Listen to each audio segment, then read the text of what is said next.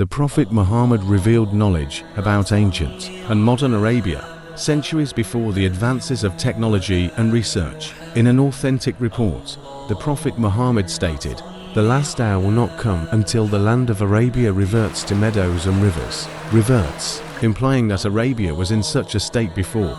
Can we be sure the historic Muhammad said this? This narration is recorded in Sahih Muslim, meaning the manuscript evidence dates back to the 11th century. The Arabian Peninsula is intensely dry. It hardly gets rain, on average less than 4 inches a year. The sandy and rocky ground doesn't hold on to water well, so it quickly evaporates. It gets insanely hot in the summer, often more than 104 degrees. Throughout history, it was believed that Saudi Arabia was nothing but a vast desert with no life, but reptiles and insects, and this claim would have been deemed as nonsense and insanity. But now, recent discoveries say otherwise. For a long time, researchers puzzled over a question in the study of human migration.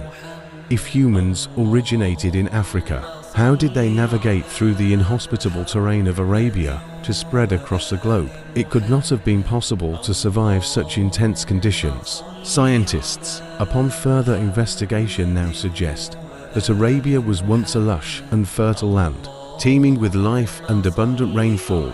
Discoveries such as fossilized hippos have revealed a previously unknown aspect of Arabia. It would have been impossible for a man living in 7th century Arabia to know that the region was once filled with greenery. Michael Petroglia, one of the people involved in the archaeological Green Arabia project, states in an interview, "We looked at satellite images, for example, and found that there are literally thousands of ancient rivers that crisscross Saudi Arabia. We also now count 10,000 ancient lakes. We have fossils of elephants. These were gigantic creatures, much larger than the African elephant. Amazingly, we also have hippos." These finds tell you something of how wet it really was, because hippos cannot survive in very arid and dry situations, so the environment had to be green for them to survive. There were surely lots of lakes and rivers all across Arabia, and there was plenty of grass with vegetation for these animals to consume. This knowledge was attained through million-dollar technology and a view of the world from the lens of outer space. Yet such knowledge was shared by the Prophet Muhammad back in the 7th century of Arabia. What about the second claim? Can Arabia revert to such a state? Starting from around 150,000 years ago, the Indian Ocean monsoon would cycle in and out of Arabia about every 23,000 years, giving Arabia heavy rain and life. We have 5 recorded wet phases, times when the monsoon came into Arabia and turned it green. The last wet phase was 55,000 years ago.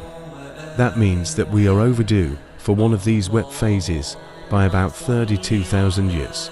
Not only is this wet phase inevitable, but it can happen at any moment. In simpler words, the Prophet revealed knowledge, only attainable with multi-million-dollar technology. How? Because he was the final prophet of God.